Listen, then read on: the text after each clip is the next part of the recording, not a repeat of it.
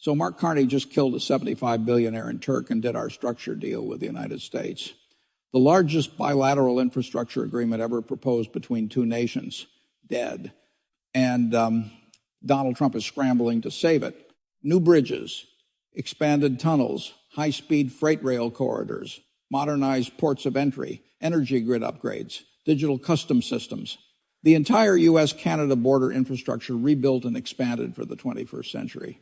15 years of construction, 400,000 American jobs, and Carney just walked away from the table. Warren Buffett called this the most significant infrastructure opportunity America has lost in the 21st century. And when you hear why he says the damage isn't measured in years, but in generations, you'll understand why this isn't a trade story. It's a story about the future America just forfeited. Trump made 3 phone calls to Ottawa in 48 hours trying to salvage the deal. Carney didn't take any of them.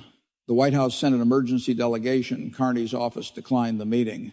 The man who spent months telling the American public that Canada needs the United States more than the United States needs Canada is now begging Canada to come back to a table that Canada built.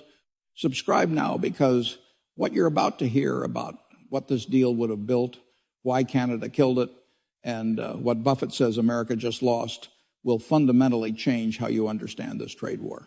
Before you can understand why killing this deal is so catastrophic, you have to understand what the deal actually was. Because this wasn't one bridge. This was a blueprint for the future of North American infrastructure. The North American Gateway Initiative was negotiated over 4 years across multiple administrations. It had bipartisan support in the United States, governors from both parties, mayors of every major border city, business coalitions representing manufacturing, agriculture, logistics, and energy. Canadian infrastructure firms and pension funds were the lead investors on the Canadian side, with joint U.S. Canada engineering teams already completing preliminary designs for the first phase of construction.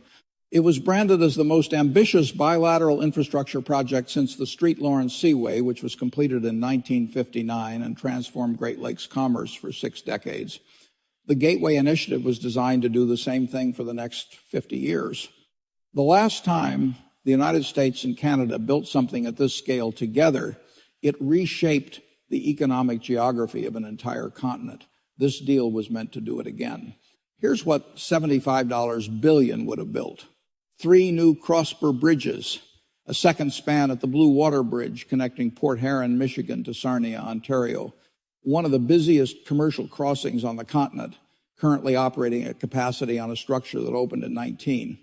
A new dedicated commercial freight bridge at the Thousand Islands Crossing connecting northern New York to eastern Ontario, and a high-capacity freight crossing connecting the Winnipeg corridor to the northern Plains states, opening an entirely new logistics artery between the Canadian prairies and the American Midwest. The deal included a major expansion of the Detroit-Windsor Tunnel to double vehicle throughput, plus a new dedicated freight tunnel beneath the street. Clare River designed to accommodate next-generation oversized cargo that current infrastructure cannot handle.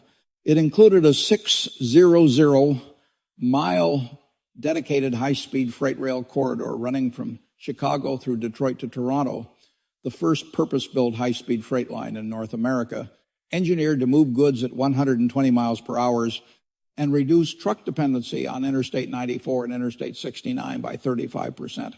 It included the complete reconstruction of 12 major border crossing facilities, replacing 1960s-era infrastructure with automated customs processing, AI-driven cargo inspection, and pre-clearance technology that would have reduced border crossing times from an average of 45 minutes to under 10. 3 new cross-spur high-voltage transmission lines linking Canadian hydroelectric capacity to American demand centers, providing enough additional clean energy capacity to power 4 million American homes. A fully integrated digital customs platform shared between U.S. and Canadian customs agencies that would have eliminated paper-based trade documentation and cut administrative costs by an estimated $8 billion annually, and deepening and modernizing 3 major Great Lakes port facilities to handle next-generation container vessels, plus a new intermodal hub connecting Great Lakes shipping to the Continental Rail Network. Taken together, this wasn't just infrastructure. It was the operating system for North American trade for the next half-century. Every bridge, every rail line, every port, every digital system was designed to work as a single integrated network that would have made the U.S. Canada border the most efficient commercial crossing on Earth. No other bilateral trade corridor in the world, not the EU's internal network, not the China AEN corridors, not the U.S.-Mexico border would have come close. The numbers told the story. Total cost, $75 billion over 15 years. Cost share, $45 billion from Canada, $30 billion from the United States. Canada contributing 60% because Canadian firms would execute the majority of construction. American jobs, 400,000 direct construction and engineering positions over the 5-year build-out. Indirect job creation, an estimated 1.2 million additional jobs in supply chain, services, equipment, manufacturing, and logistics. Annual economic benefit once the full network was operational. An estimated $120 billion in additional bilateral trade capacity. For every dollar America invested, it would have gotten $4 back in economic activity. That's not a trade deal. That's a gift. And America just lost it. Canada was willing to pay 60% because it wasn't charity. Canadian pension funds, the Canada Pension Plan Investment Board, the Ontario Teachers Pension Fund, the Cuesta Deo had committed billions because they saw it as a 50-year infrastructure investment with guaranteed returns from toll revenue and growing trade volumes. Canadian construction and engineering giants, Aecon, SNC, Laval, and PCL Construction would have captured the majority of contracts, creating a pipeline of high-val work for decades. Canada viewed the deal as a strategic investment in its own export capacity. Better infrastructure meant faster and cheaper access to the American market, which meant more Canadian goods sold to 330 million American consumers. Canada wasn't doing America a favor. Canada was investing in its own economic future. But that investment required one thing: a stable, rational, predictable partner on the other side of the border. And that's exactly what Canada no longer has. And that's why Carney killed it. The announcement came not with the theatrical fury of a political declaration, but with the clinical precision of a corporate earnings call. Carney stood at a podium in Ottawa, flanked by his finance minister and the heads of the 3 pension funds that had anchored the deal's financing, and delivered a statement so businesslike it made the devastation feel mathematical. After months of careful review, he said, Canada has concluded that the current bilateral environment does not support a $75 billion long-term infrastructure investment with the United States. The North American Gateway Initiative is hereby suspended indefinitely. Suspended indefinitely. In the language of international business, that means dead, not paused, not renegotiable, dead. Carney cited 3 reasons, and each one was devastating on its own. Together, they amounted to a structural indictment of the entire U.S. Canada relationship under the current administration. The first was trust. Infrastructure deals at this scale require 15 to 20-year planning horizons, contracts, financing structures, engineering timelines, construction schedules. All of it is built on the foundational assumption that the bilateral relationship will remain stable for decades. Trump's trade war destroyed that assumption. You don't invest $45 billion in infrastructure that connects your economy to a partner who is simultaneously imposing tariffs on your exports, threatening your industries, publicly insulting your sovereignty, and demonstrating through repeated action that he views the relationship as transactional rather than strategic. The tariffs made the investment irrational, and every Canadian pension fund that had committed capital began reevaluating the moment those tariffs were announced. By the time Carney made the formal suspension official, half the private capital backing the Canadian side had already signaled withdrawal. The second reason was revenue. The entire financial model of the Gateway Initiative was built on the assumption that bilateral trade between the United States and Canada would grow at 3 to 5% annually over the life of the project. A reasonable projection based on decades of historical growth, and one that every major financial institution had validated during the deal's due diligence phase. Toll revenues, customs processing fees, freight rail volume, shipping throughput, energy transmission charges. Every revenue stream in the deal's financial model was calibrated to rising trade volumes between 2 countries whose economic integration had deepened every single year since the original free trade agreement was signed in. But Trump's tariffs weren't growing trade, they were shrinking it. Bilateral commerce was contracting by 8 to 12% under the weight of tariffs. retaliatory measures, supply chain disruptions, and the pervasive uncertainty that had chilled business investment on both sides of the border. Companies that had been expanding cross-border operations were pausing. Manufacturers that had been deepening supply chain integration were pulling back. Trade volumes that had been growing steadily for 35 years were declining for the first time since the 2008 financial crisis. Imagine building a 600-mile freight rail line designed to move goods between two countries, and then one of those countries starts a trade war that reduces the volume of goods being traded. The rail line goes from a profitable infrastructure investment to a money-losing vanity project overnight. The math stopped working, not because of engineering challenges, not because of construction cost overruns, because the trade war destroyed the revenue model that justified the entire deal.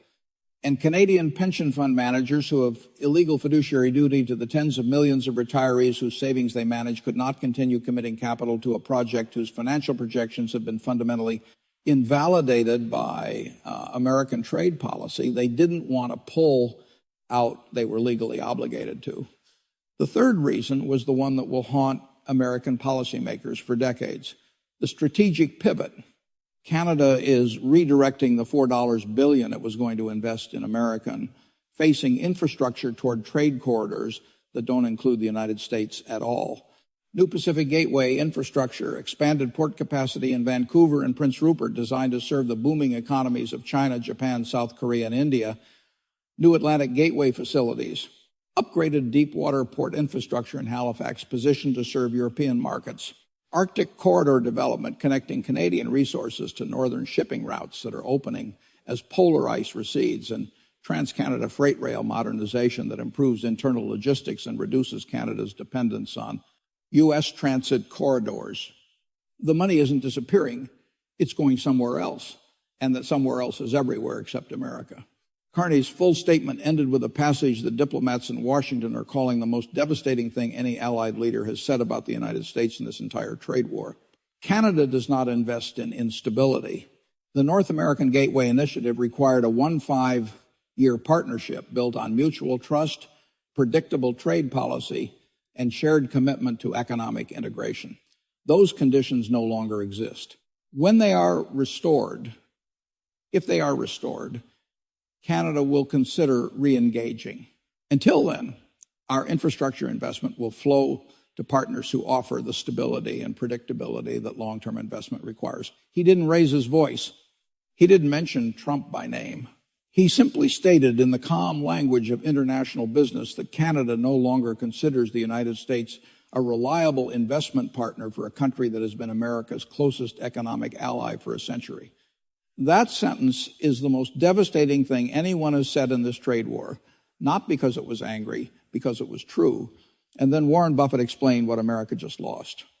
Buffett didn't comment on the deal's collapse through a press statement or a shareholder letter. He addressed it directly in a rare public appearance at a business round in Omaha, and the tone was unlike anything he's delivered in the entire trade war. The anger that had characterized his responses to tariffs and sanctions and seizures was gone. What replaced it was something more unsettling: sorrow, the tone of a man watching something irreplaceable break. The North American Gateway Initiative, Buffett said, was the single most significant infrastructure opportunity of the 21st century for the United States. Not because of its cost, though $75 billion is a significant number, because of what it would have built. A trade infrastructure so efficient, so advanced, so integrated, that it would have given North America an insurmountable competitive advantage over every other trade corridor on earth for the next 50 years. And now it's dead. Not because it was unaffordable, not because it was impractical, because we made it impossible for our partner to say yes. He paused. I've watched America lose manufacturing to China. I've watched it lose semiconductor capacity to Taiwan and South Korea. I've watched it fall behind on infrastructure investment for 40 years while other countries built the future. This deal was a chance to leap ahead to build something that would have been the envy of every trading bloc on the planet. And we killed it with tariffs. Killed it with tariffs. 5 words that captured the entire catastrophe in a single sentence.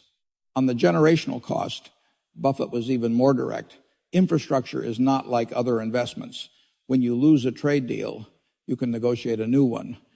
When you lose a factory, you can build a new one. When you lose the opportunity to build infrastructure, real physical engineered infrastructure that takes 15 years to construct, that opportunity doesn't come back in your lifetime. The Gateway Initiative will not be renegotiated. The capital has been redeployed. The teams have been disbanded. The money is flowing to Asian and European corridors. And the infrastructure America needed, the bridges, the rail lines, the ports, the energy connections, the digital systems will not be built. Not next year, not next decade. The gap between what America has and what America needs will compound. And in 20 years, the United States will still be moving goods across the Canadian border on bridges built in the 1960s, while the rest of the world trades on infrastructure built in the 2030s. Berkshire Hathaway had direct stakes in the deal, and Buffett's grief was personal as well as national. BNSF Railroad, Berkshire's wholly owned freight carrier and one of the largest railroad companies in North America, stood to be a primary beneficiary of the Gateway Initiative. The new Chicago-Detroit-Toronto freight corridor would have connected directly to BNSF's continental network, creating an integrated rail logistics system spanning the entire continent that would have generated billions in new revenue over 30 years. Berkshire's construction material subsidiaries, Johns Manville, Acme Brick, and others, had been positioning for contract bids on the concrete, steel, insulation, and building materials that the project would consume over its 5-year construction timeline. Berkshire's energy companies had planned to participate in the grid interconnection components, linking Canadian hydroelectric systems to American grids through infrastructure that Berkshire would partially own and operate. Even Berkshire's insurance subsidiaries had been developing specialized infrastructure project coverage policies for the Gateway's construction phase. Buffett wasn't just speaking as a national voice or as America's most respected investor. He was speaking as someone whose own companies would have directly benefited from this deal across at least 4 major business lines, and who now watched all of that benefit evaporate because of a trade policy he had publicly warned against from the beginning. His final assessment was the one that carried the most weight and the one that will echo in economic policy discussions for years. The infrastructure gap between what America has and what America needs is already the widest it's been since before the interstate highway system was built in the 1950s. This deal would have closed that gap at the border, the most critical choke point in North American commerce. Without it, the gap widens every year. And eventually, the gap becomes the ceiling, the hard limit on how much the American economy can grow. You can have the best factories in the world, the most productive workers, the most innovative companies, but if you can't move goods across the border efficiently, none of it matters. The ceiling holds. Now, let me tell you about Trump's scramble, because the desperation that followed Carney's announcement was unlike anything we've seen from this White House in the trade war. Within hours of the announcement, Trump made 3 phone calls to Ottawa. The first was to Carney's chief of staff. It lasted 4 minutes and was described by Canadian officials as tense and unproductive. The second was to Canada's foreign minister, during which Trump reportedly offered to discuss modifications to American tariff policy if Canada would re-engage on the Gateway Initiative. The foreign minister listened him for the call and declined to commit to any next steps. The third call was placed directly to Carney's office. Carney did not take it. His office issued a 1-line response to the White House switchboard. The Prime Minister's position has been communicated publicly. 3 calls in 48 hours, 2 taken and politely rejected, 1 not taken at all. For a man whose entire political identity is built on the claim that he is the greatest deal maker in the world, the inability to even get the other side on the phone is a humiliation that transcends politics. It's a repudiation of the premise. The White House dispatched an emergency delegation to Ottawa. The Commerce Secretary, the Trade Representative, and 2 senior National Security Council officials. They flew to Ottawa expecting to meet their Canadian counterparts at the cabinet level. Instead, they were met by mid-level Canadian trade officials. Carney's office had declined to send anyone above the rank of deputy director. The most powerful economy on earth sent its commerce secretary to Ottawa, and Canada responded by sending a mid-level bureaucrat to receive him. The diplomatic language for that is downgrading the engagement. The plain language is, we don't consider this conversation worth our time. The delegation returned to Washington after 90 minutes with no concessions, no commitments, and no timeline for further discussions. Trump's public reaction went through two phases that told the entire story. Phase one, immediately after the announcement. Dismissive. We don't need their bridges. We'll build our own. America has the best builders in the world. The bravado lasted about 24 hours.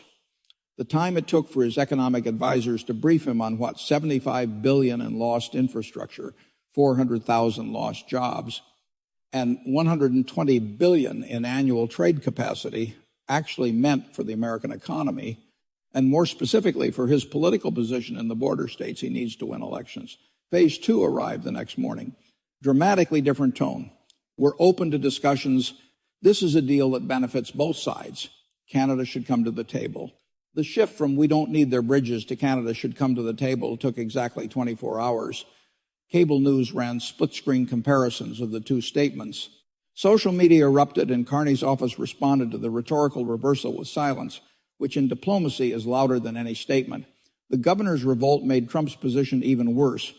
Governors of border states, Michigan, New York, Minnesota, Washington, Montana, North Dakota, Ohio, Vermont, Maine, issued statements condemning the loss of the deal in language that made no effort to protect the White House. Michigan's governor was the most direct. This deal would have created 60,000 jobs in Michigan alone and transformed the Detroit-Windsor corridor into the most advanced commercial crossing in the Western Hemisphere. We lost it because of a trade war that Michigan voters never asked for and Michigan workers are now paying for. New York's governor publicly called for immediate federal tariff rollback as a precondition for reviving the deal and pointedly noted that the Thousand Islands Bridge expansion would have created 15,000 construction jobs in a region of upstate New York that has been hemorrhaging employment for decades. Washington State's governor highlighted the Pacific Highway crossing upgrades that would have streamlined trade with British Columbia, calling the loss an act of economic self-sabotage that my state will feel for a generation. A bipartisan coalition of border state governors sent a formal letter to the White House demanding direct negotiation with Canada and an end to the tariff policies that killed the initiative. Business coalitions in Detroit, Buffalo, Seattle, and Minneapolis launched emergency lobbying campaigns with the Detroit Regional Chamber of Commerce, calling an emergency session and voting unanimously to publicly oppose the administration's trade policy for the first time in its history. The governors weren't angry at Canada, they were angry at the White House. They understood something Trump had been slow to grasp. Canada didn't kill this deal, the trade war killed this deal, and the trade war was Trump's decision. Even if Trump reverses every tariff tomorrow morning, the deal doesn't automatically come back to life. That's the structural reality that makes this loss so devastating. The Canadian pension funds that had committed billions in capital have already redeployed that money to Pacific Gateway port expansions, European infrastructure funds, and Asian trade corridor investments. The engineering teams, hundreds of specialized bridge, tunnel, rail, and port engineers who had been assembled over 4 years, have been disbanded and reassigned to other projects across the globe. The project management infrastructure that took years to build cannot be rebuilt with a phone call. Killing a $75 billion deal isn't like canceling a dinner reservation. You can't just call back and ask for your table. The capital is gone. The teams are gone. The political will is gone. And the construction window, the rare alignment of funding, engineering capacity, institutional commitment, and bilateral cooperation that made this deal possible in the first place may not reopen for a generation. Let me tell you what America loses not in the next quarter or the next fiscal year, but over the next 50 years, America's border infrastructure with Canada is aging catastrophically. The Ambassador Bridge connecting Detroit and Windsor opened in 1929, nearly 100 years ago. It is the single busiest commercial crossing in North America, carrying 25% of all U.S. Canada truck across a structure that was designed before the interstate highway system existed, before container shipping was invented, before the digital economy was imagined. The Blue Water Bridge opened in 1938, was expanded in 1997, and is already operating at capacity. The Peace Bridge connecting Buffalo to Fort Erie opened in 1927 and has been chronically congested for decades. Border crossing facilities at most major checkpoints were built in the 1960s using technology from the 1990s. America's border with its largest trading partner is connected by bridges built before World War II, processed by customs facilities, designed before the internet existed, and served by freight systems that haven't been fundamentally upgraded in decades. The Gateway Initiative would have replaced all of it. Now, nothing replaces it. While America's border infrastructure stagnates, the rest of the world is building at a pace that should terrify every American policymaker. China's Belt and Road Initiative represents over $1 trillion in global infrastructure investment, new ports, rail lines, and logistics networks spanning Asia, Africa, and Europe, connecting 140 countries to Chinese trade arteries. The European Union's Trans-European Transport Network is investing hundreds of billions in intra-European infrastructure modernization, high-speed rail connecting every major EU city, automated ports that process containers in minutes instead of hours, integrated digital freight systems that track shipments in real time from factory floor to customer door. Southeast Asia's infrastructure boom is connecting Asian economies with new corridors that didn't exist a decade ago. The Kuning-Singapore rail line, the Java Sea Bridge projects port expansions in Vietnam and Indonesia that are transforming the region's logistics capacity. Every major trading bloc on earth is investing massively in trade infrastructure. Faster ports, smarter customs, integrated freight platforms, digital processing systems that make the movement of goods seamless and nearly instant. America is falling behind, not slowly, rapidly. The Gateway deal would have leapfrogged America to the front of the line, giving North America the most advanced bilateral trade corridor on the planet. Without it, America falls further behind every single year. And the gap between American infrastructure and the global standard widens with every port that opens in Shanghai, every rail line that connects in Rotterdam, every digital customs system that goes live in Singapore. The competitive math behind this situation is simple but unforgiving. A 4 or 5 minute border crossing delay adds cost to every product moving between the United States and Canada, while modern trade corridors in Asia and Europe are designed for 5-minute crossings. Over millions of shipments each year, that difference grows into billions of dollars in lost competitiveness, forcing American businesses to absorb higher costs, slower delivery times, and declining market share. Instead of investing in U.S.-focused infrastructure, Canada is redirecting roughly $45 billion toward global trade connections, expanding Pacific ports like Vancouver and Prince Rupert for Asian markets, strengthening Halifax as a transatlantic hub, and modernizing internal rail networks that reduce reliance on American transit routes. The consequences go beyond trade numbers. Nearly 400,000 construction jobs that were expected to benefit U.S. border states such as Michigan, Ohio, New York, and Minnesota may never materialize. Communities had already begun preparing for new bridges, rail corridors, and commercial developments, but those plans are now frozen. The proposed $75 billion North American Gateway Initiative, which included new cross-border bridges, modernized ports of entry, a high-speed freight rail corridor from Chicago to Toronto, and major energy grid connections, has effectively collapsed after rising tariffs and political tensions damaged the trust required for long-term investment. Prominent investor Warren Buffett warned that losing this opportunity could leave the United States relying on aging infrastructure for decades, while other regions build faster, more efficient trade networks. The issue is no longer just about a bridge or a rail line. It's about whether the United States can maintain a competitive economic partnership with its closest neighbor or risk falling behind as global trade infrastructure rapidly evolves